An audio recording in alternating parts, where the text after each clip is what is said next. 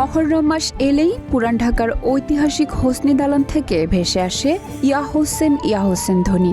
কালো পোশাকে শোকাহত মানুষের বুক চাপড়ানোর দৃশ্য আর দীর্ঘ শোকযাত্রায় বাংলাদেশের সবচেয়ে বড় ও ঐতিহ্যবাহী তাজিয়া মিছিল শুধু হোসনি দালানই নয়, মোহাম্মদপুর, মিরপুর সহ দেশের বিভিন্ন শিয়া অধ্যুষিত এলাকার ইমামবাড়া থেকেও অনেক বছর ধরেই তাজিয়া মিছিল বের হয়ে আসছে।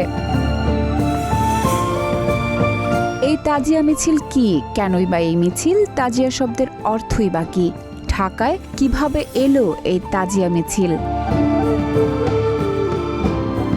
আরবি বর্ষপঞ্জি অনুযায়ী এখন মহররম মাস। এই মাসের 10 তারিখকে বলা হয় আশুরা। ইসলামের ইতিহাস অনুযায়ী হিজরি 61 সালের 10 মহররম ইরাকের কারবালার প্রান্তরে মহানবী হযরত মুহাম্মদ সাল্লাল্লাহু আলাইহি ওয়াসাল্লামের নাতি ইমাম হুসাইন রাদিয়াল্লাহু তাআলা আনহু ও তার পরিবারের বেশিরভাগ সদস্য ইয়াজিদের বাহিনীর হাতে শহীদ হন। এই মর্মান্তিক ঘটনাকে স্মরণ করেই আশুরার দিন শোক পালন করা হয়।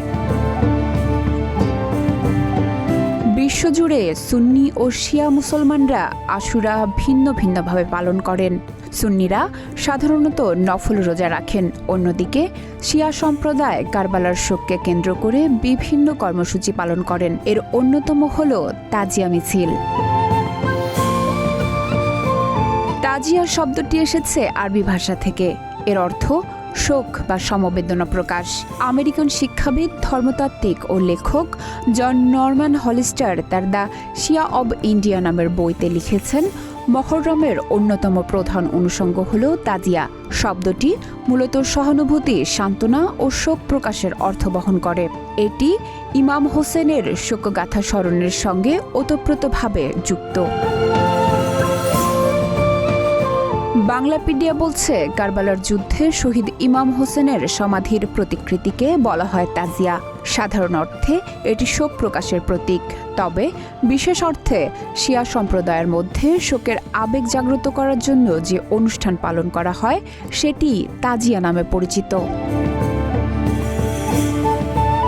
The encyclopaedia of Islam, the Shia of India এবং বাংলাপিডিয়ার তথ্য অনুযায়ী মহররমের প্রথম 10 দিন কারবালার শোক পালন করা হয়, আর আশুরার দিন ইমাম হোসাইনের সমাধির প্রতিকৃতি বা তাজিয়া নিয়ে যে মিছিল বের করা হয় সেখান থেকেই তাজিয়া মিছিল নামটির উৎপত্তি। বাংলাপিডিয়া বলছে, মুঘল আমলে বিশেষ করে 1639 থেকে 1659 সাল পর্যন্ত বাংলার সুবেদার শাহ সুজার আমলে শিয়াদের প্রভাব বৃদ্ধি পায়। সম্ভবত তখনই বাংলায় তাজিয়া মিছিলের প্রচলন শুরু হয়। এছাড়া 10,052 হিজরি বা 1642 খ্রিস্টাব্দে সৈয়দ মীর মুরাদ ঢাকার ঐতিহাসিক হোসনি দালান নির্মাণ করেন বলে উল্লেখ রয়েছে। ঢাকার নায়েব নাজিমদের অধিকাংশই শিয়া হওয়ায় পরবর্তীকালে বিভিন্ন স্থানে ইমামবাড়া নির্মাণ হয়। মহররমের শোকানুষ্ঠান আরও বিস্তৃত হয়। ইতিহাসবিদরা কি বলছেন? ইতিহাসবিদ অধ্যাপক মুনতাসির মামুন তার ঢাকা স্মৃতি বিস্মৃতি নগরী বইয়ে উল্লেখ করেছেন, হোসনি দালান ছিল মহররম উৎসবের কেন্দ্র ও শিয়া সম্প্রদায়ের প্রধান ইমামবাড়া। ফরাশগঞ্জের বিবিকা রওজা সম্ভবত ঢাকার সবচেয়ে পুরনো ইমামবাড়া। জনশ্রুতি রয়েছে এটি 1600 সালে নির্মাণ হয়েছিল, যা সুবেদার ইসলাম খাঁর ঢাকায় আসারও আগের ঘটনা। অধ্যাপক আব্দুর রশিদের মতে ধারণা করা যায় যে শাহ সুজার আমলেরও আগে বাংলায় মহররমের শোকানুষ্ঠান ও তাজিয়া মিছিলের প্রচলন ছিল। ইতিহাসের বিভিন্ন সূত্রে দেখা যায় 19 শতকের মধ্যেই পুরান ঢাকার হোসনি দালান শিয়া সম্প্রদায়ের প্রধান ধর্মীয় ও সাংস্কৃতিক কেন্দ্র হয়ে দাঁড়ায়। 1832 সালে জেমস টেলর লিখেছিলেন, ঢাকার মুসলমানদের প্রধান দুটি ধর্মীয় কেন্দ্র ছিল ধানমন্ডির ঈদগাহ ও হোসনি দালান। সে সময় থেকেই হোসনি দালানকে কেন্দ্র করে মহররমের শোকানুষ্ঠান ও তাজিয়া মিছিলের ঐতিহ্য আরও সুসংগঠিত হয়।